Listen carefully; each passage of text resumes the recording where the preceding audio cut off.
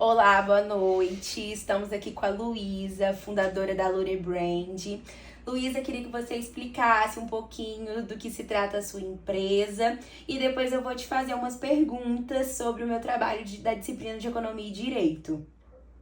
Perfeito. Boa noite, Sofia. É um prazer estar aqui com você. E bom, a Lure é uma empresa especializada em registro de marcas. Então, eu trabalho toda com essa parte, né? Eu sou advogada formada em Direito, mas a minha atuação dentro da empresa é ajudar todo e qualquer empreendedor a registrar sua marca e proteger aquilo que ele tem de mais importante. Que legal, Luísa, parabéns pela sua empresa. E eu queria te fazer algumas perguntas agora. A primeira pergunta é: quantas empresas atuam aproximadamente nesse mercado e se você percebe muito ou pouca concorrência? Você pode me falar se é em âmbito nacional, estadual? Pode desenvolver um pouquinho essa pergunta. Show, vamos lá. A nível estadual, né? Empresas especializadas em registro de marca tem apenas duas, e a minha, então são três. Comigo são três empresas aqui no estado do Espírito Santo. O resto que a gente vê muito são escritórios de advocacia que acabam, de fato, né, tendo esse braço dentro do escritório, mas não é uma empresa especializada nisso. Empresas, até onde eu sei, são três, contando com a minha. E a nível nacional, nossa, são, assim, centenas de empresas de registro de marca. E aí a gente divide muito no mercado de empresas realmente que são empresas conscientes, empresas que agem de boa fé. E temos, infelizmente, nesse mercado, muitas empresas que agem de má fé dando golpe. Mas são centenas, assim, empresas a nível Brasil. Então, em nível nacional, posso dizer que você vê muita concorrência. Com certeza, com certeza. A gente tem que buscar sempre estar se diferenciando no mercado. A segunda pergunta é: os preços praticados tendem a variar muito entre as empresas ou são semelhantes? Por quê? Vamos lá.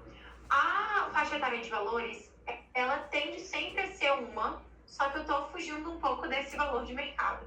Justamente para ser um diferencial, principalmente que eu abri a minha empresa tem 7 meses, então eu comecei cobrando um valor bem abaixo do mercado, agora eu fui aumentando aos pouquinhos, mas eu estou fazendo com um valor um pouco abaixo da margem do mercado, justamente para ser mais um atrativo, já que eu não tenho muita visibilidade. Eu sou uma mulher, né? Eu tenho 23 anos, sou recém-formada. Justamente por isso, eu comecei a adotar estratégias para poder aumentar minha cartela de clientes nesse primeiro momento, para depois começar a padronizar no mercado.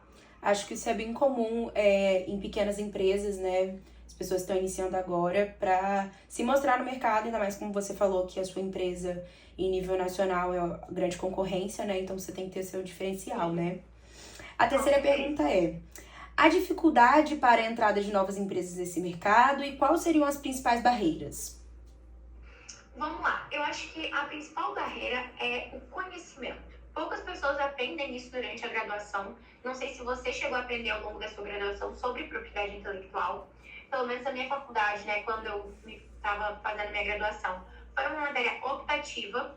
Então eu quis fazer e assim foi onde eu me encontrei completamente. Então, por não ser uma matéria da grade do direito, a propriedade intelectual não só advogados podem atuar nessa área, inclusive a gente vê muito contadores, profissionais da área das ciências contábeis mesmo trabalhando com isso, mas percebemos uma grande diferença nas peças quando são feitos por advogados e quando são feitos por outros profissionais.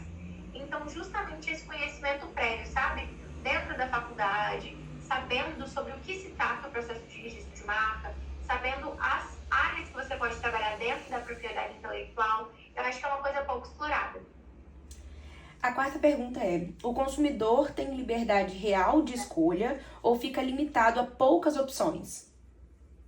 Ele tem uma margem boa de escolhas.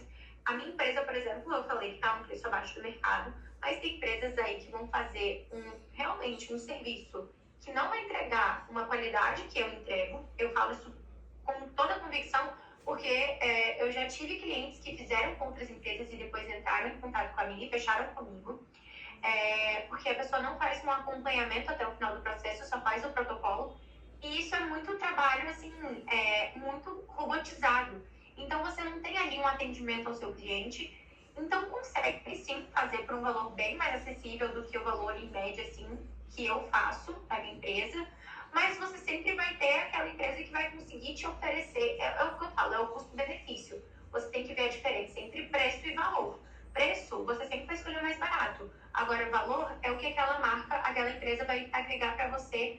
vida e qual solução que ela vai te trazer. E é isso que eu busco sempre fazer com os meus clientes. Quinta e última pergunta. A atuação do Estado por meio de leis, agências reguladoras ou órgãos de defesa do consumidor nesse mercado?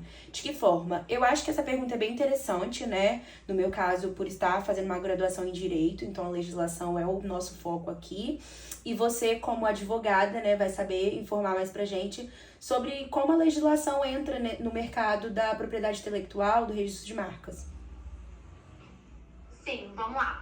É claro que nós temos a Lei de Propriedade Industrial, que é a lei que rege todo o Estatuto de Registro de Marcas, estatuto que eu digo, né, o INPI, que é o Instituto Nacional da Propriedade Industrial, tem uma lei específica, então tem fundamentos para cada deferimento ou indeferimento da autarquia, mas, além disso, nos contratos de prestação de serviço, óbvio que vai reger a lei do consumidor. Então, temos o Código Civil aí presente, temos o Código do Consumidor presente. Então, é uma mistura, assim, de vários códigos para poder, que eu digo assim, do pacote completo. Contrato, como é uma prestação de serviços, tudo isso é regido pelo Código do Consumidor, pelo CDC.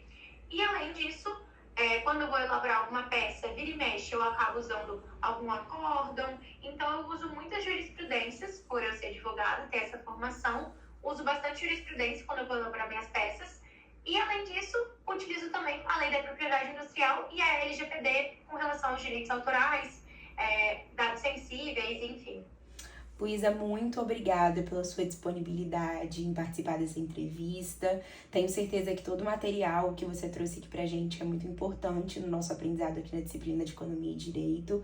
Muito bacana a sua empresa. Eu acho que, assim, as pessoas ainda não conhecem muito o que é o registro de marca e principalmente porque você está fazendo uma empresa, você quer se respaldar da melhor maneira, né? E tá aí a importância de você registrar a sua marca e tornar ela sua, né? Muito obrigada, Vi. Eu que te agradeço, Sofia. Muito obrigada. Sucesso aí na sua reta final da graduação, viu? Obrigada, abraços.